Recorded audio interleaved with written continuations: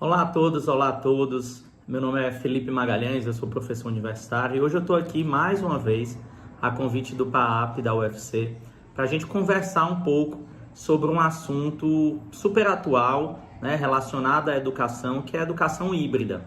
Então a gente vai falar um pouquinho, vai ser um bate-papo rápido aqui entre nós para a gente tratar algumas questões relacionadas ao período que a gente está vivendo, as metodologias relacionadas ao ensino híbrido e como é que a gente pode trabalhar essas metodologias dentro da situação atual que a gente está passando. Então vamos lá, a gente vai começar. Eu espero que vocês gostem e aproveitem. Então hoje, pessoal, a gente vai falar um pouquinho sobre ensino híbrido. A gente vai falar sobre as metodologias, como eu já falei, sobre as técnicas, sobre algumas situações que são novas e que surgiram, né, há pouco tempo, e aí a gente precisa trabalhar um pouquinho essas situações, porque cada um, tanto professor quanto aluno, está envolvido dentro desse processo de uma maneira diferente, e a gente vai buscar ter essa congruência aí de visualizações para que a gente tenha um processo de ensino e aprendizagem cada vez mais efetivo, melhor e mais bacana, tanto para o professor quanto para o aluno. Para começar, né, eu vou primeiro me apresentar para vocês. Eu sou o professor Felipe Magalhães, eu sou farmacêutico, sou especialista em análises clínicas e toxicológicas pela UFC, mestre em microbiologia médica também pela UFC. Hoje eu sou doutorando do Programa de Ciências Farmacêuticas, aqui na Universidade Federal do Ceará também. Sou professor do Centro Universitário FAMetro, avaliador de cursos de farmácia pelo INEP, né? E hoje é até engraçado porque vai muito do que a gente está falando, eu já posso colocar, né, no meu currículo que eu estou trabalhando também como youtuber, que antes era aí uma profissão amadora aí, mais de pessoas mais jovens, mas hoje, né, eu também posso estar colocando isso no meu currículo porque eu estou trabalhando também com um canal exatamente falando sobre os aspectos que nós vamos relacionar hoje, né, na nossa conversa. Ele se chama Canal do Educador no YouTube. No final da nossa apresentação tem o link para se vocês quiserem acessar. E eu trato exatamente sobre metodologias relacionadas a ensino e aprendizagem, tá? Então, como alguns vídeos de como facilitar a vida do professor, principalmente nesse período que a gente está com o ensino remoto, com o ensino híbrido, em períodos que nós não estamos tendo tanto contato com os nossos alunos como nós gostaríamos. Então, apresentações feitas, a gente vai começar falando um pouco em relação a esse histórico do ensino híbrido, porque para a gente falar sobre ensino híbrido num momento em que nós tivemos aí uma disrupção completa nos métodos, na forma que nós tivemos de ensinar, a gente precisa falar um pouco sobre a pandemia de Covid-19, que iniciou-se, né, no mundo todo nos primeiros meses aí de 2020, tá? E essa pandemia de Covid-19 acabou trazendo tanto para a população em geral, mas se nós trouxermos especificamente para o ambiente educacional, ela trouxe para os professores e para os alunos algo que há muito tempo a gente não tinha em consonância, que professores e alunos tiveram as mesmas sensações, os mesmos sentimentos, né? E essa pandemia acabou trazendo isso e colocando todo mundo no mesmo caldeirão, tanto professores quanto alunos. Então esses sentimentos de medo, de tristeza, de insegurança, de ansiedade, de angústia e de incerteza fizeram uma completa loucura, vamos dizer assim, no ambiente educacional, que nos primeiros momentos em que essas incertezas trabalharam muito dentro do ambiente e das relações entre professores e alunos, essas incertezas depois, juntando com todos esses sentimentos, elas deram espaço para um challenge ou para um desafio que nós tivemos em relação à educação. Então todos nós tivemos esse desafio, tivemos essa sensação inicial de impotência ou de o que eu vou fazer agora, né? Mas isso, à medida que foi passando, o tempo foi se transformando em desafio.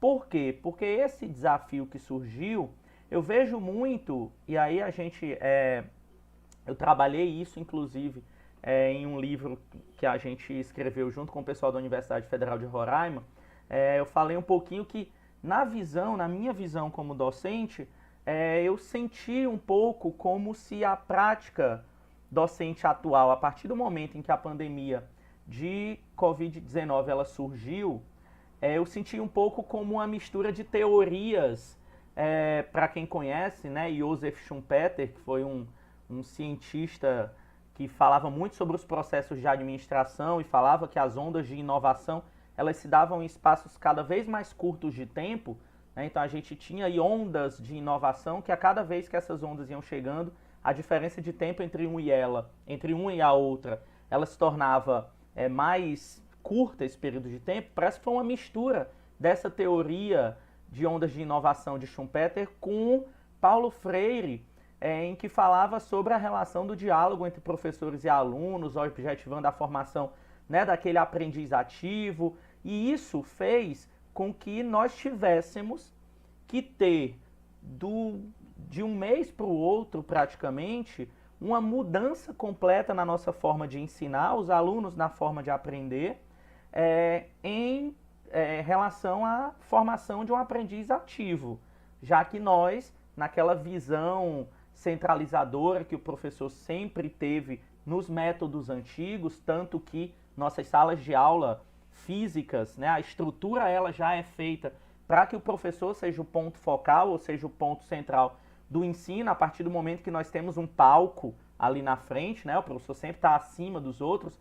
Isso já vinha mudando à medida do tempo, quando nós incluímos metodologias ativas dentro do nosso processo de ensino-aprendizagem, mas de uma hora para outra essa onda de inovação relacionada a metodologias ativas para suprirem um problema que tinha surgido naquele momento, teve que ser feita de uma hora para outra. Essa mudança de metodologia, de forma de ensino, teve que ser feita de uma hora para outra.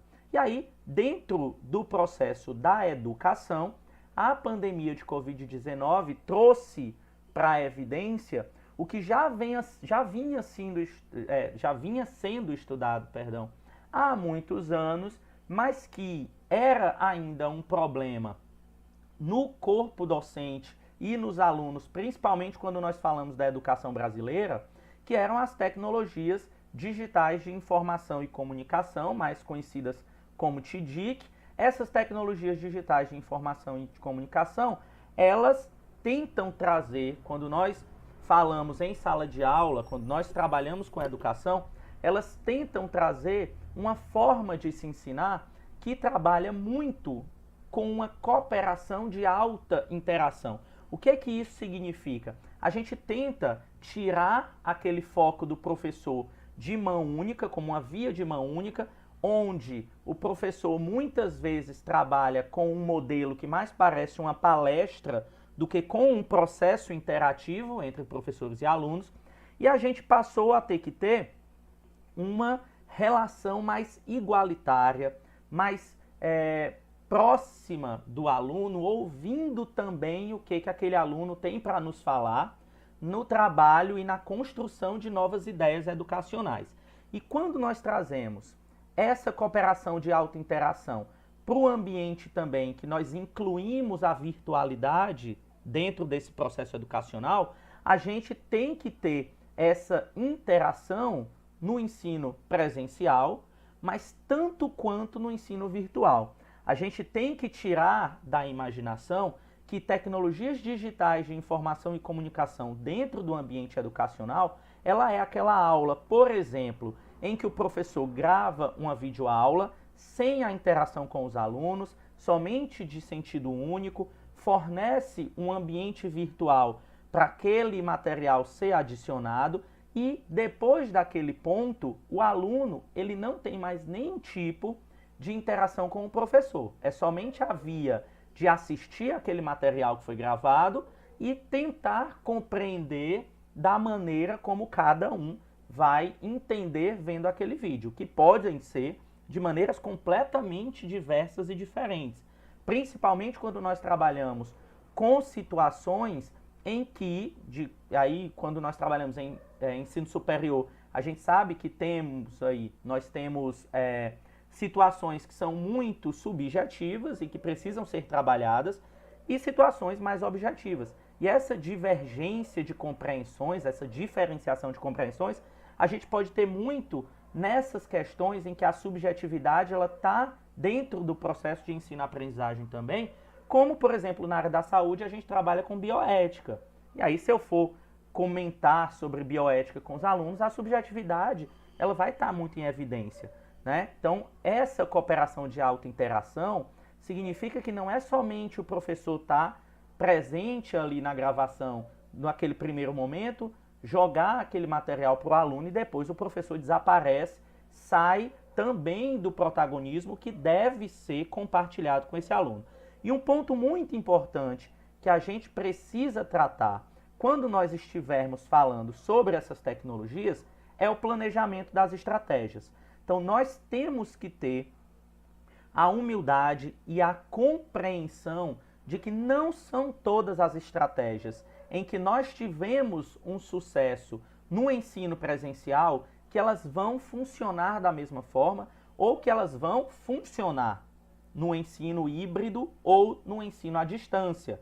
Então, o planejamento das estratégias, ele precisa ser feito de uma maneira muito cuidadosa, tem que ser um planejamento muito assertivo, porque em algumas situações, como a gente vai falar um pouco mais à frente, se esse planejamento não for bem realizado, nós podemos ter problemas seríssimos na relação de aprendizagem com o aluno a partir da metade de um semestre, por exemplo, em que nós não temos mais como consertar aquele problema que surgiu por uma falta de planejamento ou por um planejamento errôneo que o professor teve naquele momento em que ele criou aquela expectativa tanto nele quanto no aluno quando ele passou isso num possível cronograma, num primeiro dia de aula e por aí vai. Então a gente precisa ter um planejamento muito assertivo em relação a isso. E aí, para que a gente compreenda esse processo, a gente precisa falar sobre o ensino híbrido. O ensino híbrido não é novo, tá? Também conhecido como Blended Learning, não é uma situação nova, porém, não é uma situação nova no campo dos estudos educacionais. Quando nós estamos falando da realidade brasileira, o ensino híbrido ele é uma realidade nova que surgiu de uma hora para outra para muitas pessoas. E aí, esse ensino híbrido ele é definido como uma combinação da nova tecnologia completamente disruptiva, ou seja, que quebra todos os paradigmas, que quebra todos os pensamentos, que desconstrói aquilo que nós tínhamos em relação à antiga tecnologia, as antigas técnicas que os professores usavam para que os alunos tivessem, por exemplo, uma formação tradicional, vamos dizer assim, tá? Então, baseado nisso, agora a gente tem o computador, essa telinha aqui em que vocês estão me vendo, que ela simplesmente não é uma substituição do ensino antigo pelo ensino novo. O ensino novo, ele não trata e ele não trabalha simplesmente na substituição do ensino antigo. O ensino novo, ele trabalha, quando nós estamos falando de hibridização, nós estamos falando da junção do que há de melhor no ensino tradicional, que eu prefiro falar assim, porque é ensino antigo, do ensino tradicional, que é o ensino em sala de aula, o ensino em estrutura física, presencial, com o que nós temos de melhor, com o que as tecnologias digitais nos trouxeram. Então nós temos novas metodologias que apareceram, que foram evoluindo à medida que a digitalização dos processos surgiu. Então essa questão de nós estarmos, por exemplo, hoje, unindo o que há de melhor nesses dois mundos, a parte presencial com a parte digital, é o que é chamado hoje de ensino híbrido, que não pode ser confundido com o ensino remoto e que nem pode ser confundido com o ensino à distância. Por que a gente não pode confundir isso? Porque o ensino híbrido eu tenho que ter a presença também, não só virtual, mas a presença real junto com aqueles alunos.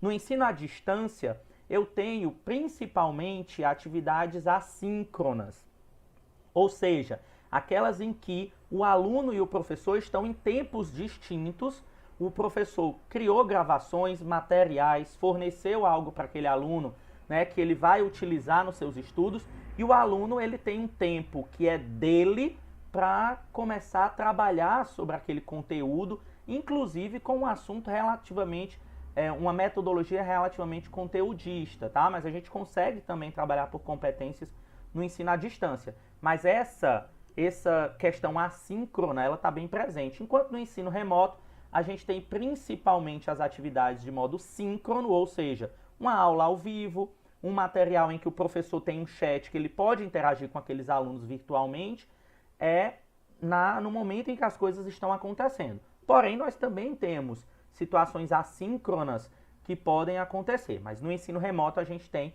essa parte síncrona mais acentuada, tá? Então, sabendo disso, trabalhando em cima desse ensino híbrido, um dos pontos principais que eu quero trabalhar com vocês aqui nessa nossa conversa rápida sobre ensino híbrido são as estratégias. Quando eu falei para vocês um pouco antes sobre planejamento de estratégias, o que a gente está querendo falar sobre esse planejamento? Primeiro, as metodologias que nós precisamos escolher. Então, precisam ser metodologias que elas estejam plenamente adaptáveis com o ensino presencial e com o ensino remoto. Então, são metodologias que elas precisam funcionar bem nesses dois tipos de ensino, tá? Então, quando a gente está falando em relação a esse planejamento, eu vou, inclusive, dizer aqui algumas técnicas, né? Falar um pouco sobre algumas técnicas que a gente pode utilizar, mas a gente tem que colocar em mente também que a gente está trabalhando hoje, principalmente, com uma geração de estudantes que eles praticamente são nativos, são sábios do mundo digital, e nós, professores, em nossa grande maioria, na grande maioria, nós fomos formados a partir de um ensino tradicional e nós somos hoje imigrantes digitais, né? Como já dizia Mark Prensky, que dizia que nós éramos imigrantes digitais, ou seja, a gente foi aprendendo, né? Já depois de um processo de aprendizagem tradicional, nós fomos aprendendo a entrar na era digital e nós temos alunos e estudantes que já são nativos desses processos. Então, a gente tem que ter um planejamento para que não haja também, em vez de uma construção, uma desconstrução do processo de ensino-aprendizagem, por nós estarmos em tempos diferentes quando nós estamos falando de era digital. Além disso, a gente tem que trabalhar no ensino híbrido a estimulação da participação e do senso de responsabilidade desses alunos. Anteriormente, quando a gente tinha somente o ensino tradicional, a gente tinha muito, como foi falado antes, aquela ideia do professor como o agente focal do processo de ensino-aprendizagem.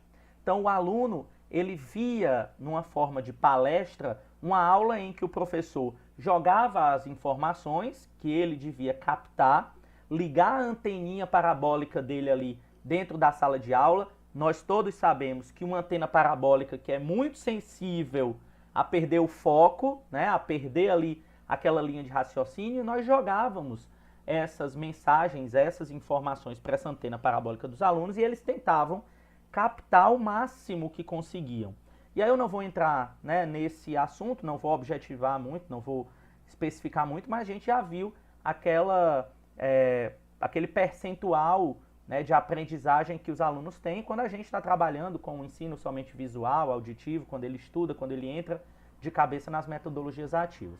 Então a gente precisa tratar e trabalhar uma estratégia que estimule a participação e esse senso de responsabilidade, que vai ser muito importante para ele agora, porque o aluno ele vai ter que ter senso de planejamento e responsabilidade para que ele consiga ter uma autoformação. Ele é um agente transformador e um agente responsável pela sua própria formação também.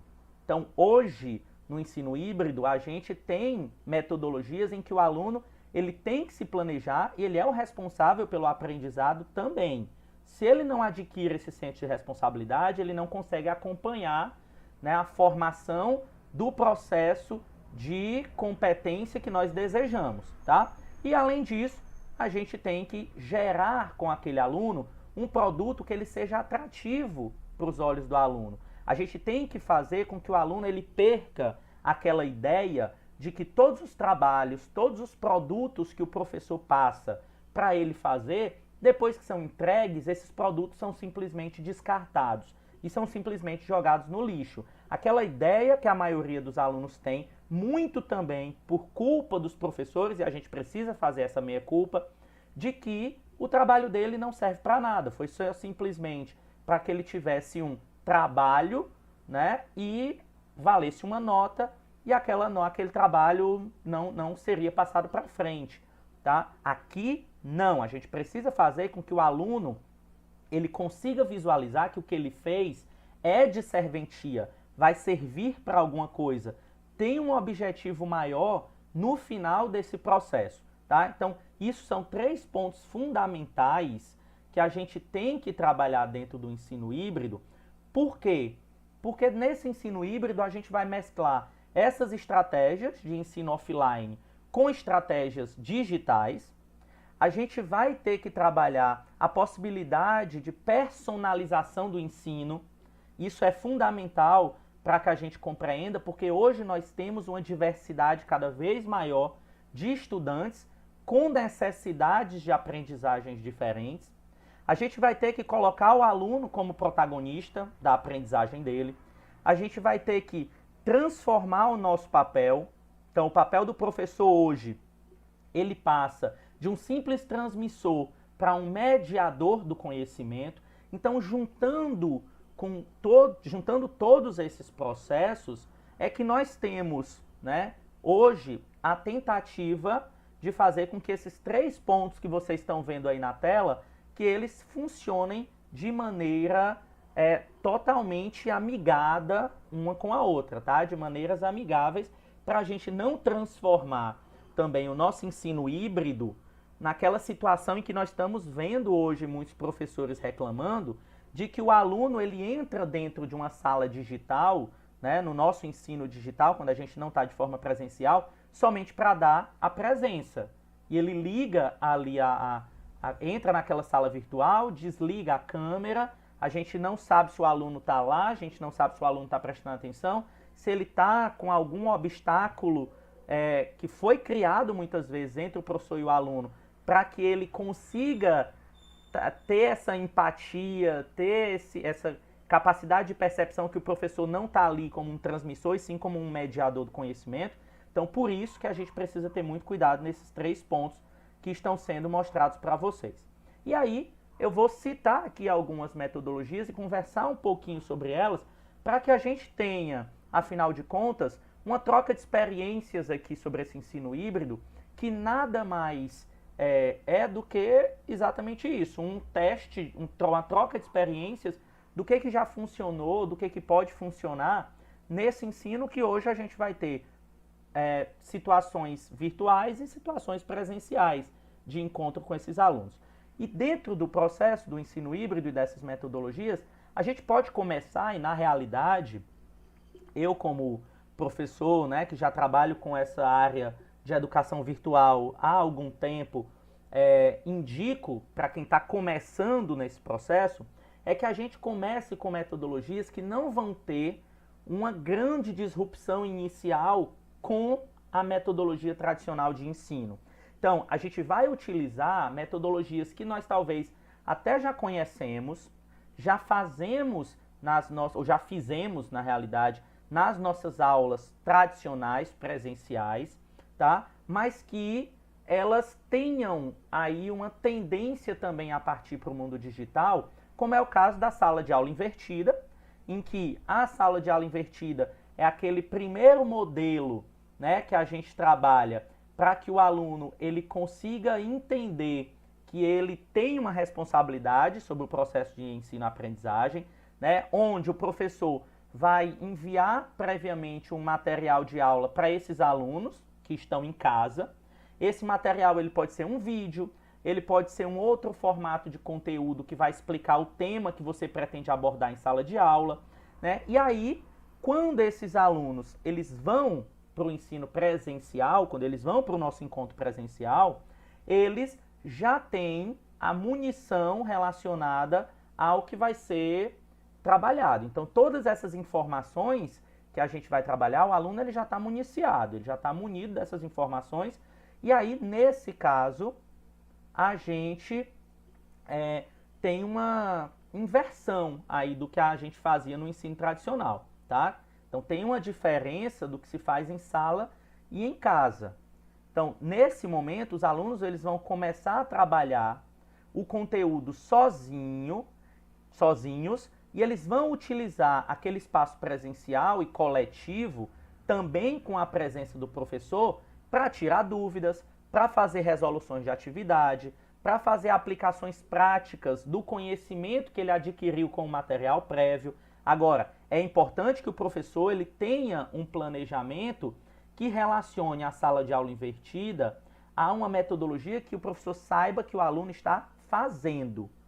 Porque senão, a gente tem aquela situação em que os alunos chegam na sala de aula presencial e eles não têm conhecimento sobre o assunto, o professor pergunta e todo mundo fica calado.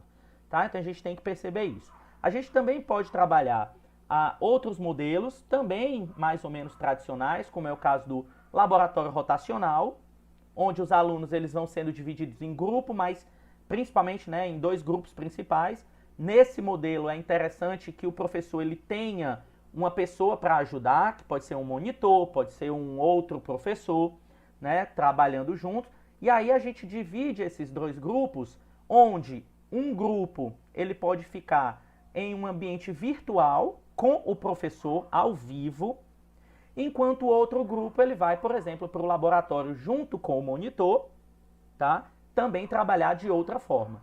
E aí, enquanto o primeiro grupo, que está virtual, ele vai atuando de forma autônoma, ali o professor só observando ou fazendo algumas pequenas intervenções, o segundo grupo, ele está trabalhando, tá? No laboratório, por exemplo, com a solução de problemas junto ao monitor. Mas isso também pode ser invertido. O monitor pode ficar com a primeira turma, de forma virtual, enquanto o professor está trabalhando conceitos e solucionando dúvidas dos estudantes, fazendo intervenções mais diretas em laboratório. Assim como, pessoal, a gente também pode trabalhar a rotação por estações. O que é a rotação por estações? A gente divide a sala em grupos, que são chamadas de estações de aprendizagem, e esses grupos eles vão desenvolver atividades que têm objetivos de aprendizagem diferentes, porém complementares. Tá? E aí esses alunos eles vão se revezando nas estações de aprendizagem, enquanto o professor ou o monitor, ele está agindo ali junto com aqueles grupos como um tutor, um mediador, intervindo naqueles grupos que precisam de um auxílio melhor. Tá? E aí isso também faz com que a gente tenha uma maior personalização do ensino, uma autonomia e um protagonismo para aqueles alunos construírem as suas próprias atividades, tá? As suas aprendizagens dentro de uma atividade que foi proposta pelo professor. A gente também tem aqueles modelos mais tradicionais, como vocês estão vendo aqui, eu coloquei esse bonequinho dançando, porque pode ser, por exemplo, role-playing, onde você, no mundo virtual, pode trabalhar com os alunos em equipe para que eles montem uma peça teatral, um espetáculo, trabalhem ali no planejamento de algo que eles vão incorporar personagens e trabalharem em sala de aula. A gente pode trabalhar também com o PBL, ou Problem Based Learning, ou seja, a gente trabalhar numa aprendizagem baseada em problemas, onde a gente, juntamente com a sala de aula invertida, no mundo digital, a gente pode fornecer material que vai ser importante para aquele aluno resolver problemas, tá, que vão surgir no mercado de trabalho, no mundo real daquele aluno, em sala de aula.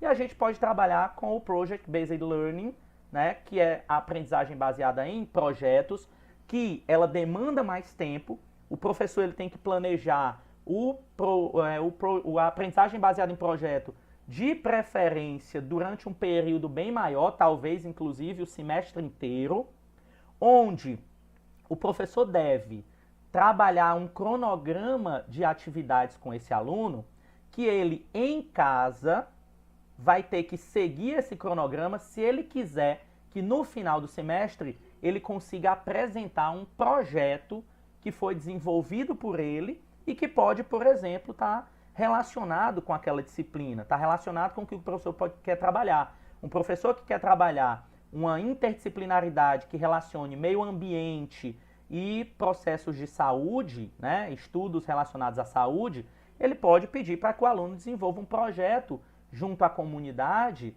que trabalhe propostas ou técnicas ou situações em que o meio ambiente seja o foco principal. E aí o aluno traz, né, um projeto de reciclagem, um processo, algo virtual, inclusive, aplicativos que ensinem as pessoas a reciclarem o lixo doméstico e a gente pode trabalhar. Ou então, a gente pode escolher processos um pouco mais avançados, tá? Como é o caso que tem uma disrupção maior, como é o caso da rotação individual, onde essa rotação individual parece, né, a rotação por estações, mas o professor ele tem que criar um modelo de ensino híbrido personalizado por aluno ou para grupinhos de alunos, porque as metodologias que serão utilizadas, elas vão ser de acordo com as necessidades dos estudantes.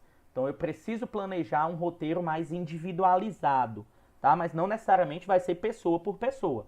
Podem ser grupos parecidos de alunos, grupos com necessidades parecidas. Eu posso utilizar metodologias flex, né, que durante a pandemia é o que está sendo mais utilizado, que é o aluno ele vai ter um roteiro que ele vai ser entregue via plataforma digital que é utilizada, e aí ele vai realizando essas atividades que foram propostas pelo professor, e o professor ele fica por perto como um tutor, né, para que ele trabalhe em outros momentos com projetos que o aluno, por exemplo, desenvolveu ali naquele ambiente virtual. Né? E aí ele pode estar intercalando, inclusive, ações individuais online e ações coletivas presenciais. Ou então, o aluno pode, inclusive, trabalhar no modelo que o professor propõe de um ambiente virtual aprimorado, né? Que isso vale geralmente para quando o aluno está tendo um ensino em EAD, uma oferta online, ele vai, né, para um ambiente presencial somente 1 ou 2 vezes por semana no máximo, e lá ele vai realizar projetos, vai realizar debates, vai discutir tudo aquilo que foi estudado online, né, e o professor ele faz um encaminhamento e ele acompanha como é que essa aprendizagem ela está caminhando dentro do processo, tá? E por último, um exemplo que é um dos que eu mais gosto, que eu mais trabalho virtualmente hoje com os meus alunos, é a instrução por pares.